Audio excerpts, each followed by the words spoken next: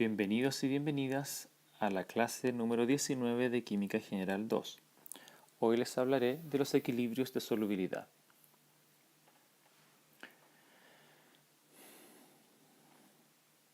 Las reacciones de solubilidad probablemente a simple vista no se aprecian, pero las encontramos presentes en nuestro entorno. Estas estalactitas de carbonato de calcio que se aprecian en esta cueva están formadas por el compuesto que acabo de nombrar. El carbonato de calcio es un compuesto muy poco soluble. Por lo tanto, si le falta agua para disolverse, comenzará a solidificar y a formar estas estructuras. En este caso, como el agua gotea desde la superficie hacia abajo, el carbonato de calcio va cristalizando en estas formas. Este carbonato calcio también se conoce como dureza y es lo que se deposita en el fondo de los servidores de agua cuando estos no se limpian con frecuencia.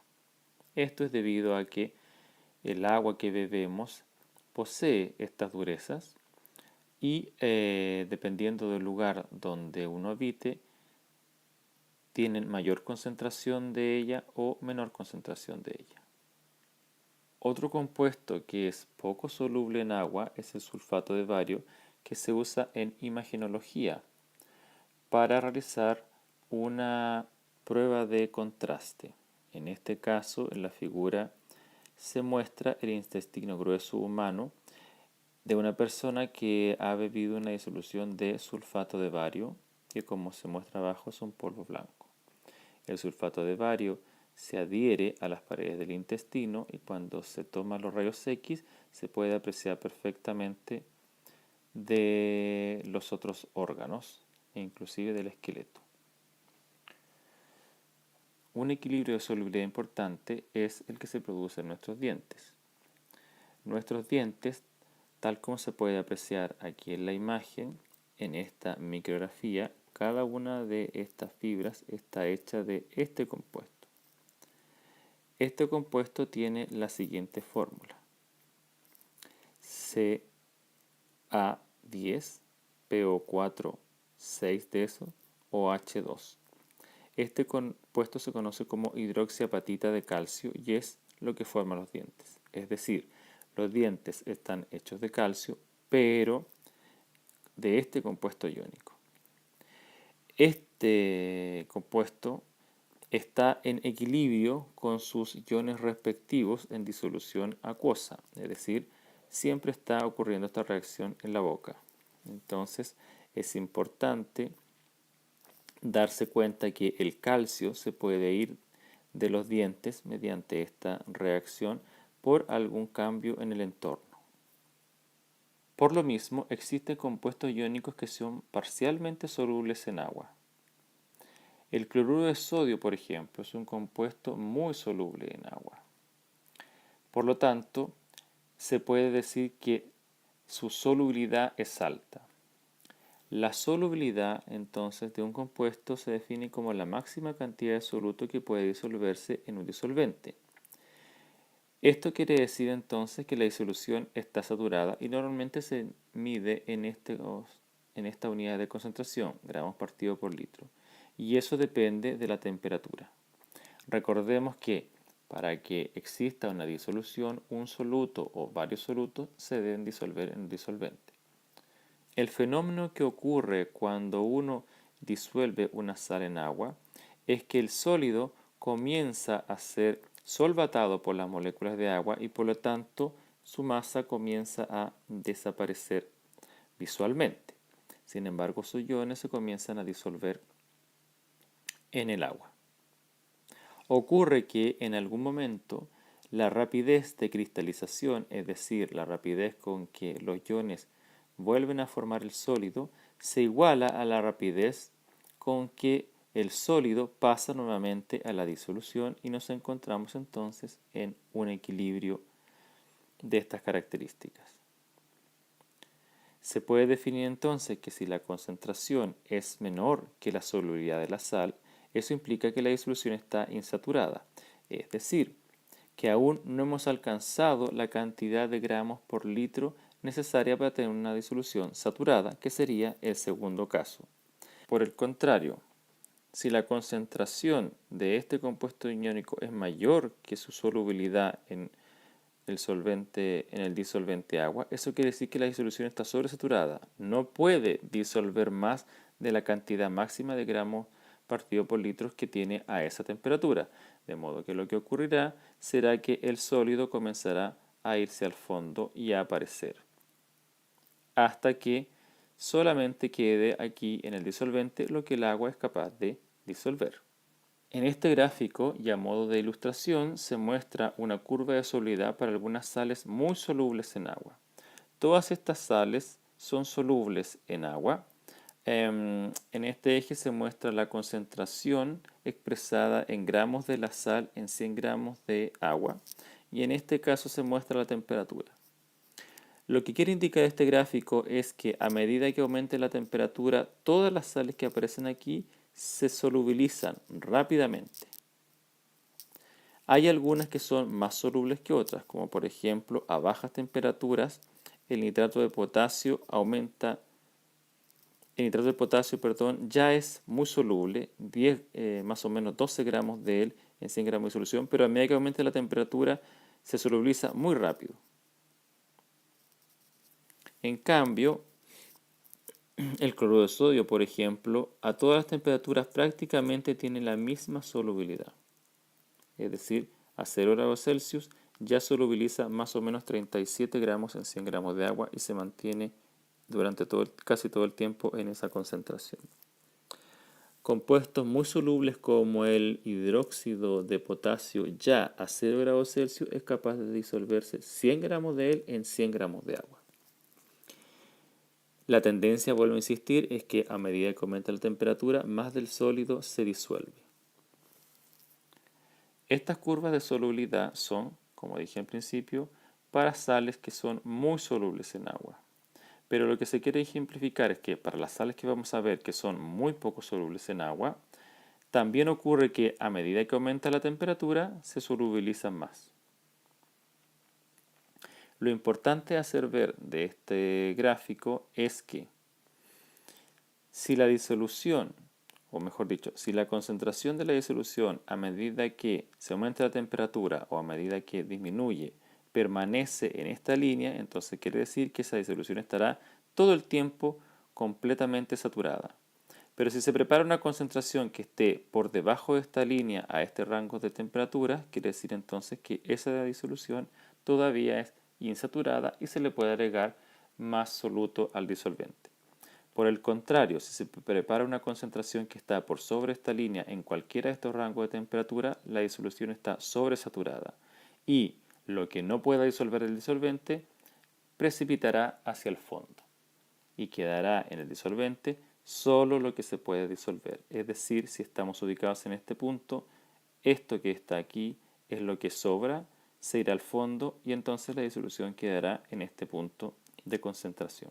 Es muy útil para lo que viene a continuación, definir la solubilidad molar. Ya vimos que la solubilidad se puede representar en unidades de concentración de gramos de soluto partido por litro de disolvente, pero la solubilidad molar es el número de moles de soluto en un litro de una disolución saturada, o sea que está definido en una unidad de concentración que ya conocíamos, el mol partido por litro.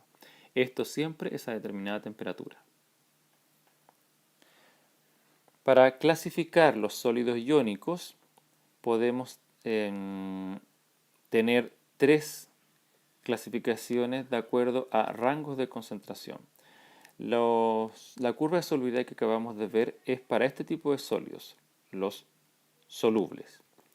Estos compuestos solubles lo son porque su solubilidad es mayor a 2 por 10 a la menos 2 mol partido por litro.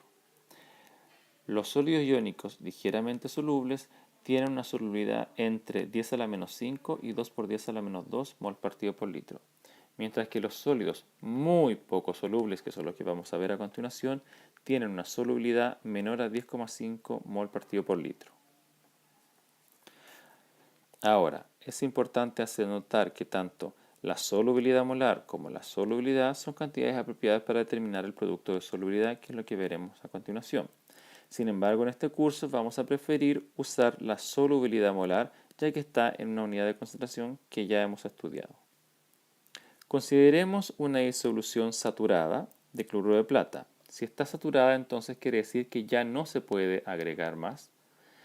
Y lo que va a ocurrir con este sólido iónico poco soluble es que en vez de disolverse completamente en agua, va a entrar en un equilibrio con sus iones.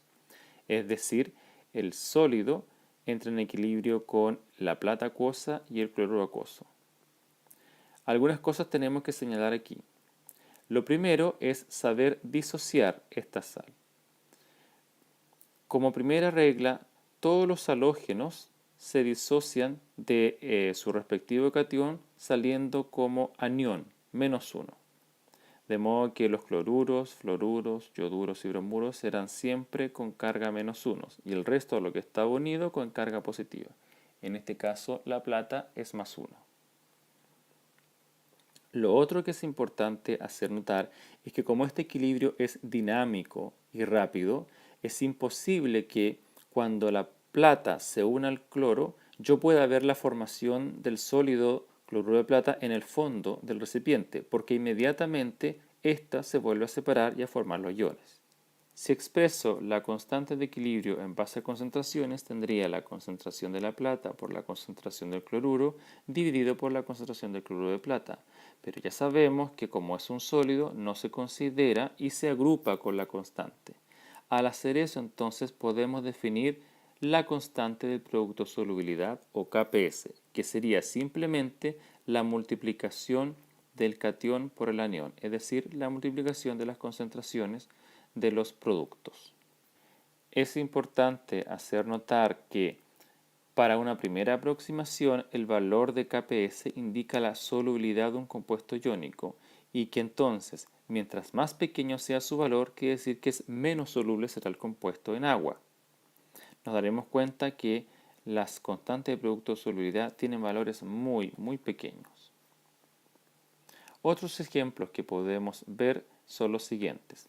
En este caso tenemos que aprender a separar siempre el anión del catión. Ya nos dimos cuenta que la plata sale como positivo siempre. Por lo tanto, si hay dos platas, saldrán como 2 Ag+. Y el resto de la molécula, que en este caso sería el carbonato, saldrá como carbonato 2-, que es lo que se muestra aquí. Siempre los carbonatos tendrán dos cargas negativas y siempre cada plata tendrá una carga positiva. Si vemos aquí dos positivas con dos negativas, se neutralizan y por lo tanto tenemos carga 0. La constante del producto de solubilidad en este caso sería la concentración de la plata elevada al cuadrado por la concentración del carbonato. Para este otro compuesto que es el fosfato de calcio, nos podemos dar cuenta de que el fosfato es un ion molecular y por lo tanto sale solo al igual que el carbonato. Y el calcio es un elemento del grupo 2 de la tabla periódica, por lo tanto tiene carga +2 siempre. Si separo entonces estos iones, tengo lo siguiente. 3 átomos de calcio con carga +2 más 2 iones moleculares de fosfato con carga 3- nos da, si sumamos las cargas, 0.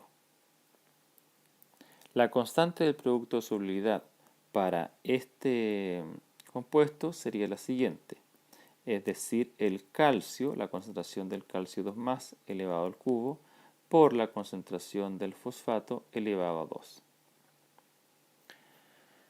Otra forma de descubrir cómo poder separar estos iones es darse cuenta el número o el subíndice que tienen asignados tanto el anión como el catión. Voy a hacer ver el ejemplo acá, que es más directo, y luego voy a mirar el de arriba. Es decir, ¿qué carga le debo poner al calcio y qué carga le debo poner al fosfato? Bueno, lo que ocurre es que uno puede mirar los subíndices y intercambiarlos como cargas. Es decir, Si hay 3 calcios, este número de aquí es la carga de esta molécula aniónica y entonces será el anión 3 menos. Y este número de acá es la carga positiva del catión, por lo tanto el calcio tendrá como carga 2 más. Lo mismo pasa acá. Esta plata, como hay un solo carbonato, entonces quiere decir que tiene carga más 1. Y el carbonato, como la plata tiene 2, quiere decir entonces que tiene carga negativa 2 menos.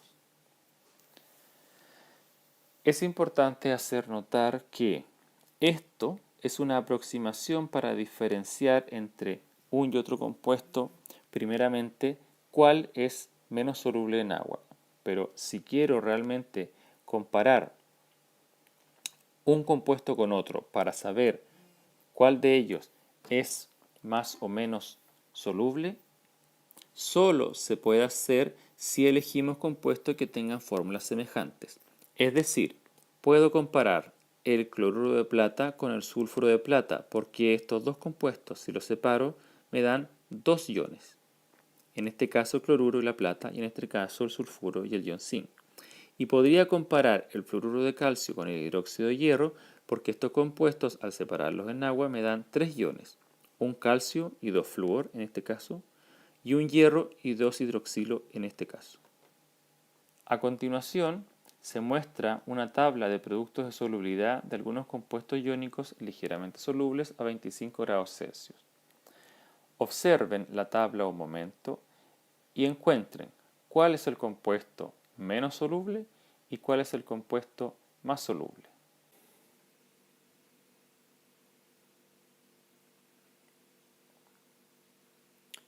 Probablemente ya te habrás dado cuenta que el compuesto con menor constante de producto de solubilidad es el sulfuro de bismuto con esta fórmula y que tiene una constante de producto de solubilidad 1.6 por 10 a la menos 72. Dentro de esta tabla, el más grande sería este, que es el cloruro de plomo con una constante de solubilidad de 2.4 por 10 a la menos 4.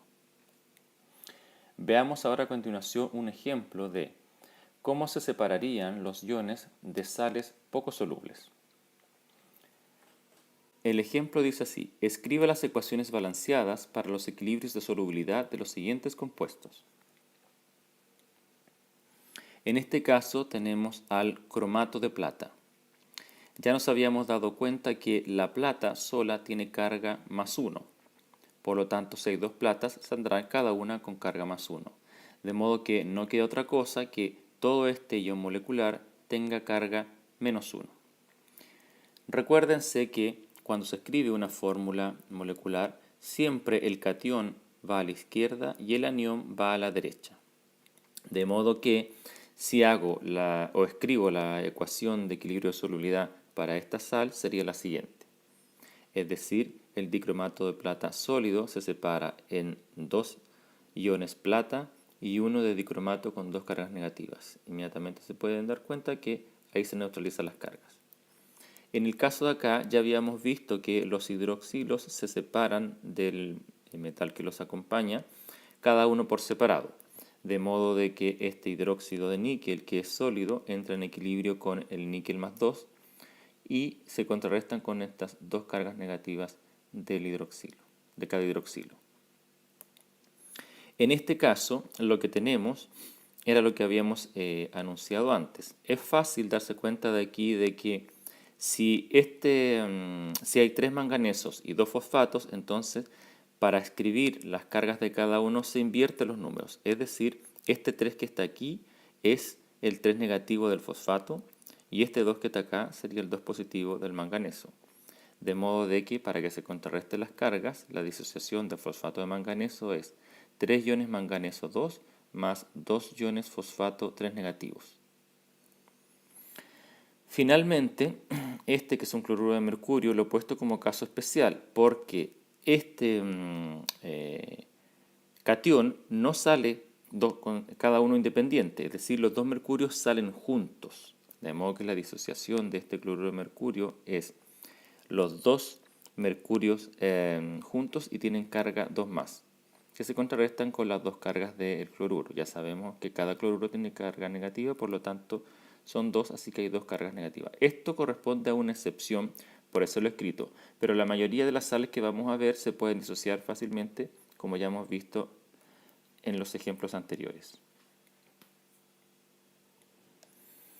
Ahora bien, consideremos esta disolución que es el sulfuro de bismuto, que era el que tenía la constante de producto de solubilidad más pequeña y que se disocia en dos iones bismuto 3 más y 3 iones sulfuro 2 menos. ¿Cómo hacemos para escribir aquí o para determinar las concentraciones en el equilibrio? Bueno, también existe un procedimiento ICE, pero en este caso se van a dar cuenta que es más directo, por lo siguiente. Al inicio, lo que tenemos de esto no lo podemos determinar, porque no se puede determinar la concentración de un sólido, de modo que esto siempre será indeterminado. Porque ya sabemos que la concentración de un sólido permanece casi invariable, y más en este caso que son compuestos muy poco solubles, debido a que, como ya hemos visto, son constantes, son tan pequeñas que lo que realmente hay disuelto de iones es muy bajo. Y por lo tanto, al inicio las concentraciones de estos dos iones será cero. ¿Qué es lo que se reacciona hacia acá? Bueno, algo muy pequeño. Antes lo escribíamos como X, pero ahora les vamos a llamar S, porque corresponde a la solubilidad de esos iones. Entonces, como acá tenemos un 2, un 12 como coeficiente estequiométrico, le sumaremos 2 veces S. Y en este caso, como hay un 3, se le sumará 3 veces S. Nuevamente en el equilibrio no podemos escribir la concentración de este sólido, pero si sumamos 0 más 2S nos da 2S, y si sumamos acá 0 más 3S nos da 3S. Recordar entonces que ahora esta X en equilibrio de solubilidad se llama S porque no representa la concentración directa, sino que la solubilidad del ion. Se podrán dar cuenta ustedes que realizar este procedimiento cada vez no tiene mucho sentido, porque siempre le sumaremos 0 a 0 esta cantidad. De modo que es fácilmente escribible la última línea y es lo que haremos de ahora en adelante. Es decir, cada vez que disociemos un sólido, escribiremos solamente la línea donde está la ecuación de equilibrio. Su constante de producto de solubilidad, si ustedes la determinan, sería esta. Es decir, si expreso la constante del producto de solubilidad, sería la concentración del bismuto 3 más al cuadrado, ahí está, por la concentración del sulfuro 2 menos al cubo. ¿Y cuáles son las concentraciones en el equilibrio de esto? Bueno, las hemos determinado como 2S y 3S. Por lo tanto, si reemplazo estos valores aquí, tendría lo siguiente. Es decir, 2S al cuadrado por 3S al cubo. Si resuelvo esto y despejo la S, obtendría entonces que la solubilidad del sulfuro de bismuto es la raíz quinta del KPS partido por 108. Si ustedes reemplazan aquí el valor del KPS que vimos en la tabla anterior, que era del orden de menos 72, y lo dividen por 108 y luego le sacan la raíz quinta, podrían saber cuál es la solubilidad del sulfuro de bismuto. Esto es entonces lo que se hace normalmente para saber la solubilidad de un sólido poco iónico, es decir, determinar esto, el valor de S. Por lo tanto, comparar directamente las constantes de producto de solubilidad es una aproximación muy gruesa. Entonces, para poder compararlas, tenemos que determinar el valor de S y saber cuál es más o menos soluble. Así es que la solubilidad siempre va a estar dada por esto, despejar el S. En este otro ejemplo nos piden calcular la solubilidad del hidróxido férrico en gramos partido por litro y nos dan la KPS. Es decir, tenemos que hacer lo que habíamos visto anteriormente. Así que si le hago el reproducimiento ICE, sería que al inicio tengo 0 y 0. El cambio acá es más S y en este caso es 3S. Y por lo tanto si sumo me queda S y 3S. La constante del producto de solubilidad expresada para esta sal es la concentración del hierro 3 más por la concentración del hidroxilo elevado al cubo. La concentración en el equilibrio del hierro es S y la del hidroxilo es 3S, de modo que si lo reemplazo, este queda al cubo. Todo eso es igual a la constante del producto de solubilidad que me están entregando. Si resuelvo esto, entonces obtendría 27S al cuadrado, es igual a 1,1 por 10 a la menos 36, y despejo S me quedaría la raíz cuarta de 1,1 por 10 a la menos 36 dividido por 27. De modo que S resulta ser 4,5 por 10 a la menos 10 mol partido por litro. Bueno, en este caso entonces, para obtener la respuesta que nos están pidiendo, vamos a tener que transformar los mol partido por litro en gramos partido por litro. Así es que eso es solamente transformar los mol a masa. Y eso, como ustedes muy bien deben recordar, se realiza con la masa molar de este compuesto. La masa molar del hidróxido férrico es 106,9 gramos partido por mol. Al multiplicarla por esta solubilidad nos da la solubilidad en gramos partido por litro de 4,8 por 10 a la menos 8. Como en el curso no hemos visto nomenclatura inorgánica, normalmente los nombres de los compuestos irán acompañados siempre con su fórmula. Ahora, como ejercicio de práctica para ustedes, les pido que calculen también las solubilidades en mol partido por litro de las sales del ejemplo 1, es decir, del A, B, C, D, que eran el cromato de plata, el hidróxido de níquel, el fosfato de manganeso y el cloruro de mercurio. Unas características importantes que es necesario hacer notar en este punto de los equilibrios de solubilidad como este, aquí les presento otro, este es el yodo de plomo que se disocia en plomo 2+ y 2 yodo negativo, son 4. Primero, que son dinámicos. ¿Qué quiere decir esto? No lo olvidemos, al igual que los equilibrios que habíamos visto anteriormente, existe una igualación entre la rapidez de la reacción directa versus la rapidez de la reacción inversa, y luego que ese equilibrio se establece, la reacción nunca deja de ocurrir, es decir, estos se están interconvirtiendo. Por otro lado, son heterogéneos.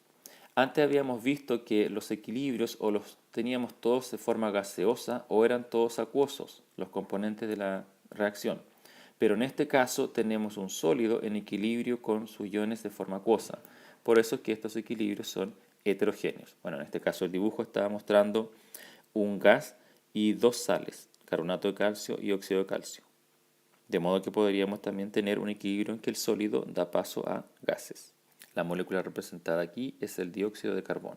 Por otro lado, la reacción directa es la solubilización. Es decir, aquí compiten dos fenómenos. Uno en donde el sólido se solubiliza, es decir, los iones se solvatan. Y lo otro es que los iones precipitan, es decir, estos vuelven a juntarse y a formar la sal sólida del inicio. Entonces, estos dos fenómenos siempre están compitiendo. Estos 4 puntos ocurren para todos los equilibrios que vamos a ver en esta parte del curso. El ejemplo 3 nos dice que con los datos de solubilidad que se dan, calcule los productos de solubilidad de los compuestos siguientes. Es decir, ahora nos están pidiendo la constante del producto de solubilidad y nos dan la solubilidad, pero ya vemos que la solubilidad para el caso A, que es el fluoruro de estroncio, está en gramos partido por litro. De modo que para obtener la constante del producto de solubilidad tendremos que transformar esto en mol partido por litro.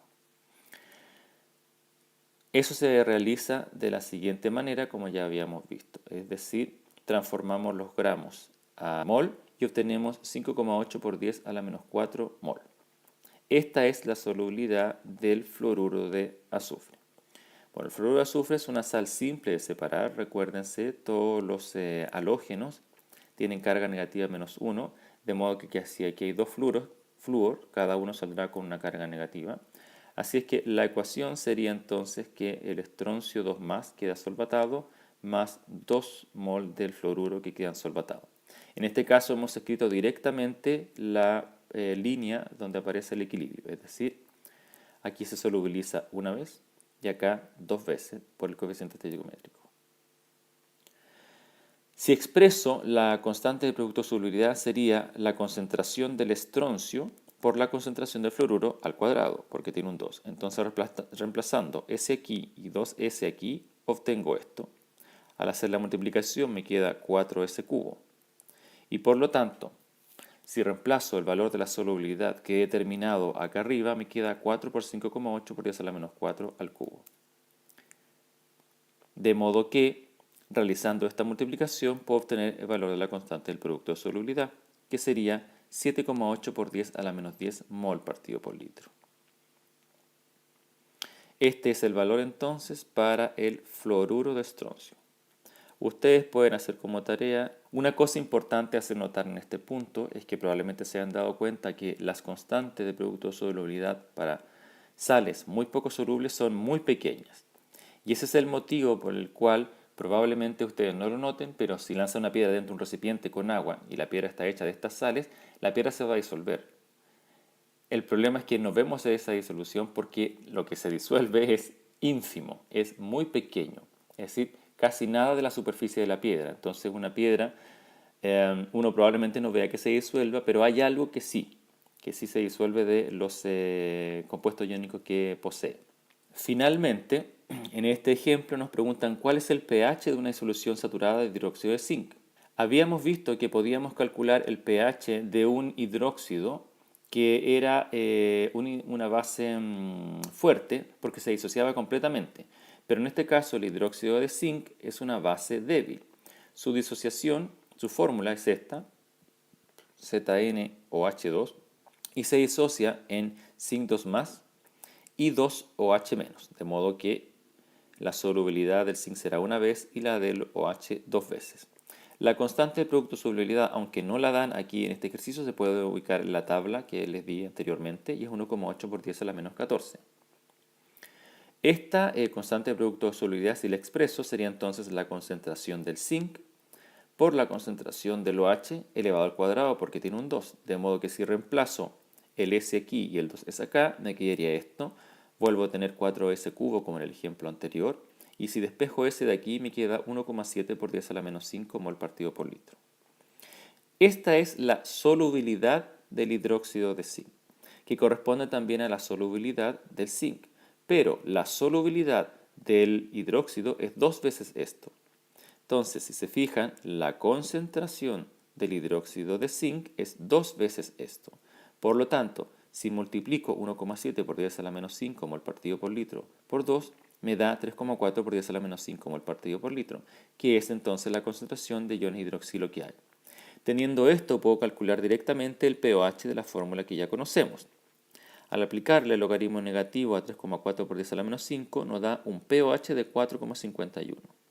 Para determinar el pH, entonces es cosa de restarle a 14 y obtenemos que ese pH es 9,49. Si se fijan, es un pH básico, pero nunca tanto como habíamos visto, ni siquiera para el amoníaco, que es una base débil, o para otras bases más fuertes como era el hidróxido de bario. ¿Y por qué? Porque claro, este es una base, pero que es muy poco soluble. Entonces no entrega tantos OH al medio para que el pH sea alto. Hasta aquí entonces la clase de producto de solubilidad. Así es que nos vemos en una próxima oportunidad.